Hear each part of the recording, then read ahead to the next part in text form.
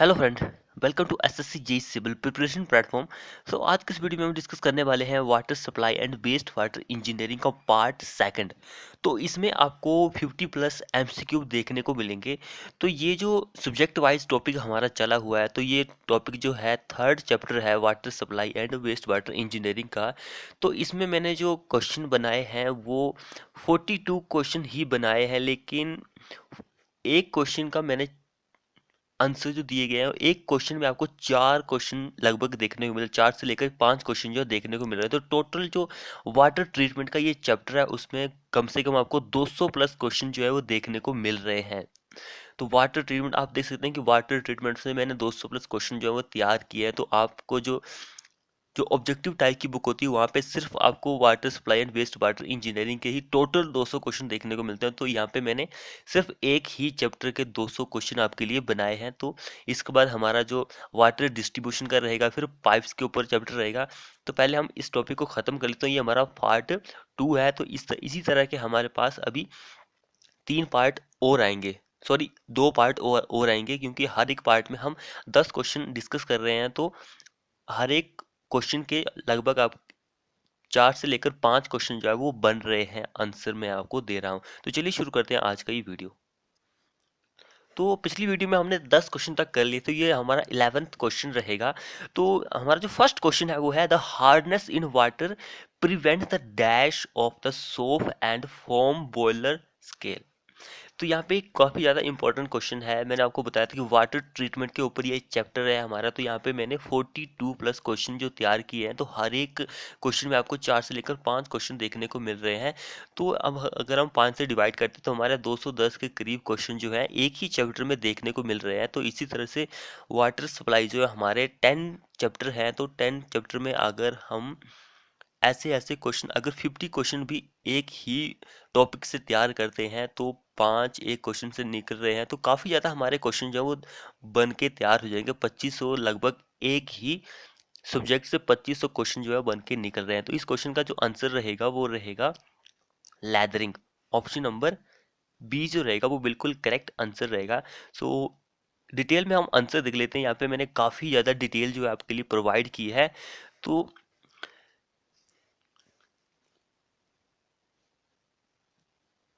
तो जैसा कि मैंने आपको बताया कि जो हार्डनेस होती है वाटर में, वो प्रिवेंट करती है लैदरिंग ऑफ सोप एंड फोम, बना देती है बॉयलर स्केल। तो ये किसकी वजह से आपको देखने को मिलती है? ये मिलती है presence of bicarbonate, sulphate, chloride and nitrate of calcium and magnesium की वजह से ये देखने को मिलती है। तो नेक्स्ट हम बात करते हैं कि जो हार्डनेस होती है डोमेस्टिक सप्लाई के लिए, जो वाटर हम सप्लाई करते हैं, वो इस वैल्यू से एक्सीड नहीं करनी चाहिए, शुड नॉट एक्सीड 100 ppm।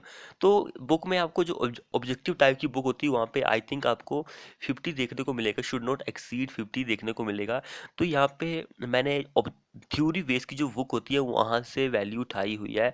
तो वहाँ पर ऑब्जेक्टिव का कोई भी सीन नहीं होता है कि वहाँ पे एक ही जगह उन्होंने बी ऑप्शन कर दिया है। तो वहाँ पे 3 बार लिखा हुआ है कि हार्डनेस जो होती है डोमेस्टिक सप्लाई के लिए वाटर की, वो शुड नॉट एक्सीड 100 होनी चाहिए। एक जगह थ्योरी में ऐसे लिखा हुआ, फिर उन्होंने ऑब्जेक्टिव टाइप के क्वेश्चन बनाए हुए हैं तो वहाँ पे भी 100 लिखा हुआ है। और जो उन्होंने थ्योरी बेस पे क्वेश्चन बनाए हुए हैं उस बुक में, तो वहाँ पे भी 100 ही लिखा हुआ है। तो मैं तो यही आपको सजेशन दूंगा कि आप इसी को ही फॉलो करें, तो ऑब्जेक्टिव टाइप को फॉलो ना करें। एंड जो वाटर की हार्डनेस होती है वो हम डिटरमाइन करते हैं वर्से बर्सनेट मेथड के द्वारा। हम इसको डिटरमाइन करते हैं। एंड जो वाटर जो होता है फिल्टर किया जाता है EDTA मेथड के द्वारा। अगर हमारा जो वाटर है उसकी वैल्यू जो है वो 0 से लेकर 50 ppm तक है, तो उसका जो डिग्री ऑफ हार्डनेस होगा वो सॉफ्ट रहेगा। एग्जाम में इसको ऊपर भी क्वेश्चन देखने को मिलते हैं, आपको पता ही होगा। 50 से लेकर 100 ppm तक है तो मॉडरेट सॉफ्ट होगा, एंड 100 से लेकर 150 है तो स्लाइटली हार्ड रहेगा, एंड 150 से 250 तक है तो वो मॉडरली हार्ड रहेगी डिग्री ऑफ हार्डनेस। और ग्रेटर देन 250 है, यहाँ पे 250 है। स्कैनिंग करते टाइम थोड़ा आगे पीछे हो गया, यहाँ पर 5 आधा कट गया, 2 भी आधा आधा कट गया है। तो ग्रेटर देन 250 से है तो वेरी हार्ड होती है डिग्री ऑफ हार्डनेस वाटर की। तो ये आप देख सकते हैं यहाँ पे भी कितने ज़्यादा क्वेश्चन जो है मैंने आपको सॉल्व करवा दिए हैं। तो जो ऑब्जेक्टिव टाइप की बुक है वहाँ पे आपको ये वाला क्वेश्चन देखने को मिलेगा moderate and a water is moderate soft और slightly hard, the hardness value is. तो वहाँ पे आंसर में ये गिवन है, आई थिंक ये गिवन है, तो ये गलत ऑप्शन होगा। तो ये ऑब्जेक्टिव थ्योरी बेस्ड पे क्वेश्चन मैंने उठाया हुआ है, तो काफ़ी ज़्यादा इफेक्टिव है ये। तो आप इसी को ही फॉलो करें। जो ऑब्जेक्टिव टाइप की बुक होती है, मैं बार बार बोल रहा हूँ कि वहाँ पे मिस प्रिंटिंग होती है, बहुत ज़्यादा एरर होता है। तो वो सिर्फ आपकी प्रैक्टिस के लिए होती है, वो किसी एग्ज़ाम की प्रिपेयर के लिए हेल्पफुल नहीं होती है। सिर्फ हेल्पफुल तो होती है, लेकिन आपको वहाँ पे सिर्फ आप प्रैक्टिस कर सकते हैं। ऐसा नहीं है कि उसी पे आपको डिपेंड रहना है। तो आपको जो थ्योरी बेस्ड पे बुक होती है उस पे ऊपर डिपेंड रहना होता है। सो नेक्स्ट क्वेश्चन की ओर बढ़ेंगे हम। जैसे कि मैंने अभी बताया आपको कि a slightly hard water will have hardness in the range of. तो ये क्वेश्चन जो है आपको ऑब्जेक्टिव टाइप की बुक है, मैं बुक का नाम नहीं लेना चाहूँगा। तो वहाँ पे ये जो क्वेश्चन है वो गिवन है। तो वहाँ पे आंसर जो बताया गया है उन्होंने वो बताया है ऑप्शन नंबर ए को बताया। आई थिंक मैंने गलत बोल दिया था कि उन्होंने ऑप्शन नंबर किसी और को बताया है।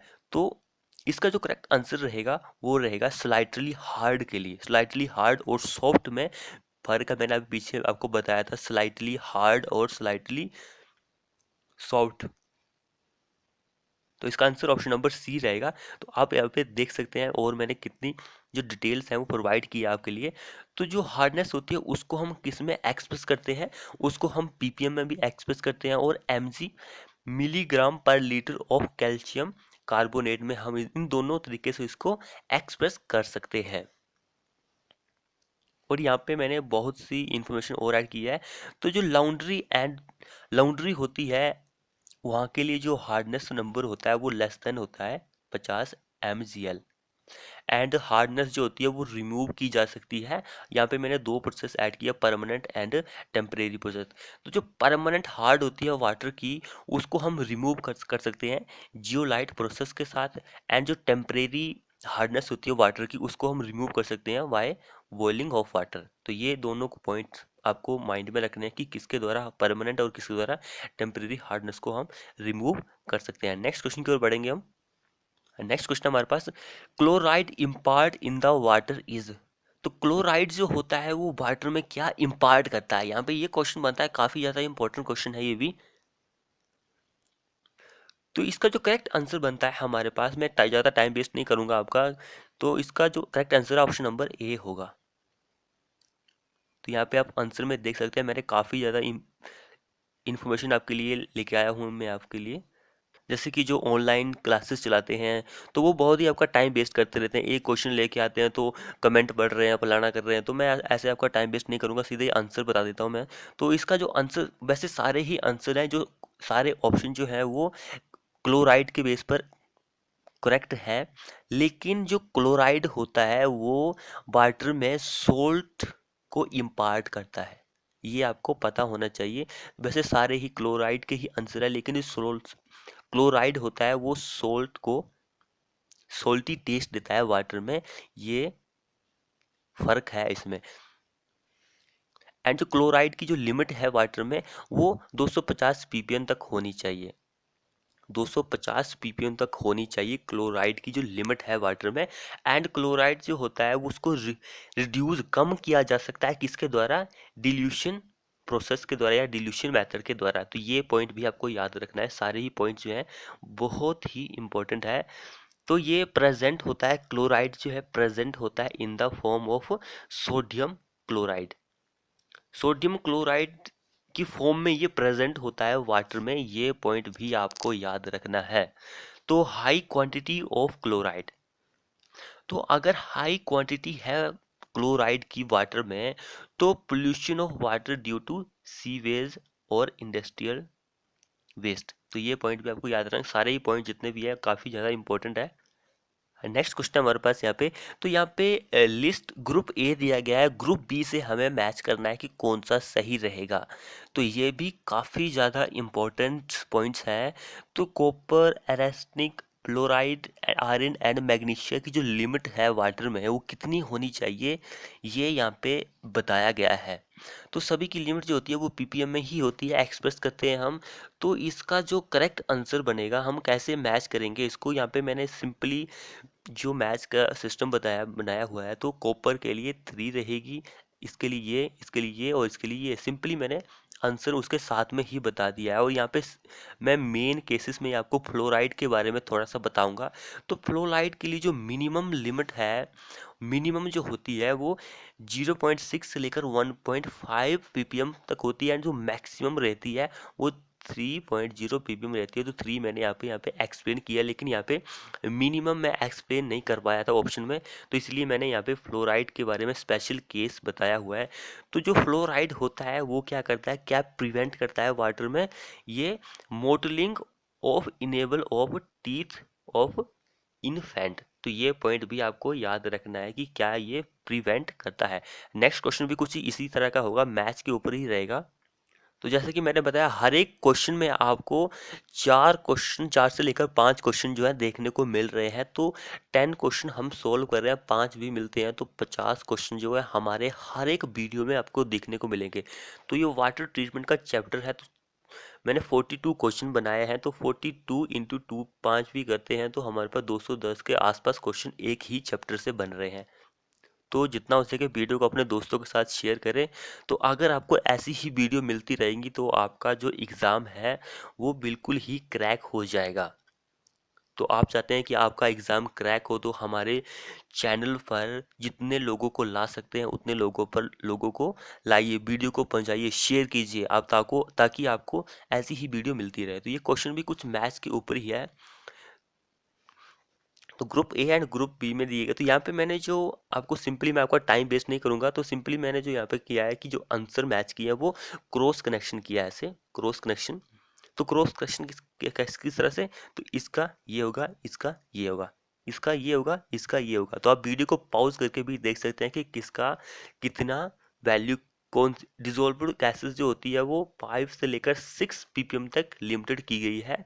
तो ऐसे ब्रीमियम जो है वो 1 पीपीएम तक, एंड जिंक जो है वो 15 पीपीएम तक लिमिटेड किया गया है वाटर में। तो ये क्रॉस कनेक्शन मैंने यहाँ पे आपको बता दिया है कि क्रॉस कनेक्शन कुछ इसी तरह का रहेगा।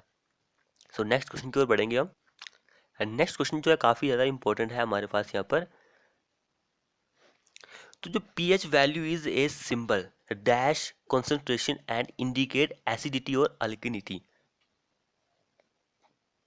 तो इस क्वेश्चन से आप देख सकते हैं 2 क्वेश्चन हमारे बन के निकले। एक ही क्वेश्चन से यहाँ पे क्या बोल रहा है कि पीएच वैल्यू जो होती है is a symbol dash concentration and, ये क्या इंडिकेट करता है, पीएच वैल्यू जो है वो इंडिकेट करता है एसिडिटी और अल्किनिटी इन वाटर में। इन ये क्वेश्चन यहाँ पे ये बन गया।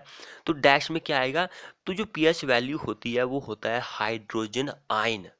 ऑप्शन नंबर बी हमारे पास बिल्कुल करेक्ट आंसर बन रहेगा। यहाँ पे आप आंसर में मैंने थोड़ा सा ही बताया हुआ है। तो ये पीएच वैल्यू जो होती है क्या डिटरमाइन करता है, ये इंडिकेट एसिडिटी और अल्कनिटी को करता है। तो ये डिटरमाइन करता है जो स्ट्रेंथ रहती है एसिड की और अल्कनी इन वाटर में, इसकी स्ट्रेंथ को डिटरमाइन करता है। इन दोनों की स्ट्रेंथ को ये डिटरमाइन करता है कि वाटर में कितनी स्ट्रेंथ है एसिड की और अल्कली की। पीएच वैल्यू जो है वो डिटरमाइन करता है। और पीएच वैल्यू का सिंबल जो होता है वो हाइड्रोजन आयन कंसंट्रेशन होता है, और ये इंडिकेट करता है एसिडिटी और अल्कनिटी को इंडिकेट करता है। नेक्स्ट क्वेश्चन की ओर बढ़ेंगे हम। नेक्स्ट क्वेश्चन हमारे पास ये भी काफी ज्यादा इंपॉर्टेंट क्वेश्चन है। The pH value of water is measured by dash method. तो जो पीएच वैल्यू होती है वाटर की वो कौन से मेथड के द्वारा मेजर की जाती है, यहाँ पे ये क्वेश्चन बनता है। काफी ज्यादा इंपॉर्टेंट क्वेश्चन है, मैंने सिर्फ 4 ऑप्शन इंक्लूड किए यहाँ पे। तो 2 ऑप्शन जो है ए और बी, ये दोनों ही करेक्ट आंसर है। ऑप्शन नंबर सी हमारे पास करेक्ट आंसर है। इलेक्ट्रोमेट्रिक और कैलोरीमेट्रिक मेथड जो है उसके द्वारा हम वाटर का पीएच जो वैल्यू होती है उसको हम फाइंड आउट कर सकते हैं। तो यहाँ पे मैंने आपको बताया हुआ है। एंड जो पीएच वैल्यू होती है उस, ये मेथड तो मैंने आपको बताया, इन दोनों मेथड के द्वारा हम डिटरमाइन मेजर कर सकते हैं। लेकिन पीएच वैल्यू जो होती है किसके द्वारा, कौन से इंस्ट्रूमेंट के द्वारा ऑब्टेन की जाती है, तो ये इंस्ट्रूमेंट है पोटेंशियोमीटर। पोटेंशियोमीटर के द्वारा हम उस वैल्यू को ऑब्टेन कर सकते हैं। तो अब यहाँ पे बात आती है कि अगर हमारा पीएच जो है वो 7 के ऊपर है, ग्रेटर देन भी बोल सकते हैं, ऊपर भी बोल सकते हैं, एवब, तो हमारा जो वाटर रहेगा वो एसिडिटी रहेगा, उसमें एसिड की मात्रा होगी। और इक्वल है यहाँ पे, इक्वल है 7 के, तो हमारा वाटर जो रहता है वो प्योर वाटर रहता है। उसको हम नेचुरल वाटर भी बोल सकते हैं। नेचुरल वाटर जो होता है उसका पीएच वैल्यू जो होती है वो इक्वल टू 7 होती है। एंड अगर नीचे है, लेस देन नीचे है, बिलो है, तो हमारा जो वाटर रहता है वो अल्कलिनिटी रहता है, उसमें अल्कली आपको देखने को मिलती है। तो ये काफ़ी ज़्यादा इंपॉर्टेंट पॉइंट्स है। तो यहाँ पे आपको पता है कि जो प्योर वाटर, में आपको ट्रिक बताता हूँ इन दोनों, इनको याद करने की। आपको पता है जो हमारा नेचुरल वाटर रहता है वो इक्वल टू 7 रहता है, 7 रहता है, सिंपली आप इसको याद रखिए 7 रहता है। तो एबव एंड बिलो को कैसे याद करना है, तो सबसे पहले हम ऊपर से आते हैं। तो ऊपर ए, आपको पता है ए जो ऊपर आता है सबसे पहले आता है, और जेड जो है वो नीचे आता है, सबसे नीचे 26 नंबर पे आता है, तो ए फर्स्ट नंबर पे आता है। तो इसी तरह से एबव, एबव हम ऊपर मान के चलते हैं इसको। तो एसिड जो होता है ए पहले आएगा, फिर सी आएगा। तो ये हम इसको ऐसे सोचेंगे कि ये ऊपर आ रहा है, तो हम इसको ऐसे याद कर सकते हैं। और अल्कनिटी जो है ये देखने में भी बड़ा है, तो ये नीचे आएगा। इसका जेड का जो नंबर होता है वो 26 नंबर पे आता है, जेड, तो ये देखने में भी बड़ा है, तो 26, ये हम इसको कुछ इस तरह से रिलेट करके याद कर सकते हैं। तो नेक्स्ट क्वेश्चन की ओर बढ़ेंगे हम। नेक्स्ट क्वेश्चन है हमारे पास, in the bacteriological test of water which of the following bacteria not cause disease. तो आपको पता ही है कि जो वाटर ट्रीटमेंट की जो प्रोसेस होती है उसमें हम 3 मेथड टेस्ट जो होते हैं उसको यूज करते हैं, physical test, chemical test and bacteriological test. तो बैक्टीरियोलॉजिकल टेस्ट भी उतनी डिटेल में नहीं है वहाँ पे। तो सिर्फ ज़्यादा जो फिजिकल एंड केमिकल टेस्ट के बहुत बड़े पार्ट आपको देखने को मिलते हैं, तो यहाँ पे थोड़े से बहुत ही पार्ट होते हैं। यहाँ पे सिर्फ बैक्टीरिया का ही पता लगाना होता है हमें। तो उसके बेस पर क्वेश्चन पूछा गया है कि कौन सा इन बैक्टीरियोलॉजी टेस्ट जो किया है वाटर के ऊपर, इसमें ऐसा कौन सा बैक्टीरिया होता है जो कि डिजीज को पैदा नहीं करता है, नॉट काउज डिजीज। तो यहाँ पे 4 ऑप्शन बताए गए हैं।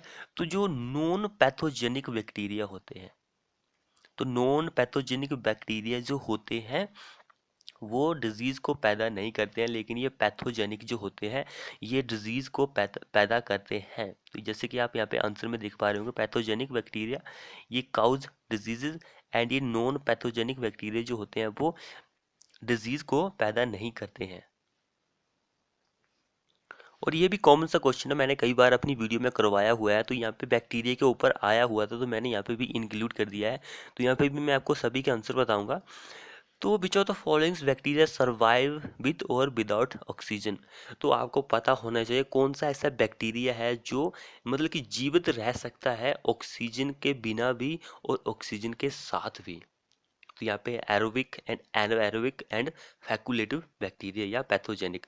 तो ऑप्शन नंबर सी जो रहेगा बिल्कुल करेक्ट आंसर रहेगा, क्योंकि फैकुलेटिव बैक्टीरिया जो होते हैं वो ऑक्सीजन के बिना भी रह सकते हैं और ऑक्सीजन के साथ भी रह सकते हैं, लेकिन एरोबिक जो होते हैं वो ऑक्सीजन के बिना नहीं रह सकते, एंड एनाएरोबिक जो होते हैं वो विदाउट ऑक्सीजन के भी रह सकते हैं। तो ये सर्वाइव आपको पता होना चाहिए, इसलिए मैंने ये पॉइंट्स जो है इंक्लूड किए हैं। तो अब यहाँ पे जो लास्ट क्वेश्चन बनता है हमारा 20 क्वेश्चन जो है, तो यहाँ पे जो percentage of pathogenic bacteria for domestic supply in the water is. तो मैंने आपको बताया जो पैथोजेनिक बैक्टीरिया होते हैं तो वो डिजीज पैदा करते हैं, तो बीमारी पैदा करते हैं ह्यूमन बॉडी में। तो उसका जो परसेंटेज होना चाहिए वाटर में वो कितना होना चाहिए, वो बीमारी पैदा करते हैं तो उसका परसेंट जो होना चाहिए वो बिल्कुल ही ना के बराबर होना चाहिए, बिल्कुल ही नील होना चाहिए। इट मीन्स कि ऑप्शन नंबर ए बिल्कुल ही 0% होना चाहिए वाटर में। तो थैंक यू फ्रेंड वीडियो देखने के लिए। वीडियो अच्छा लगे तो वीडियो को लाइक करें, कमेंट करें, वीडियो को शेयर करें, ताकि मैं आपके लिए ऐसी ही वीडियो बनाता रहूं। अगर आप मुझे इनकरेज करेंगे तो मैं आपके लिए बहुत बहुत अच्छी ऐसी ही वीडियो लेके आऊँगा। तो once again thanks for watching this video.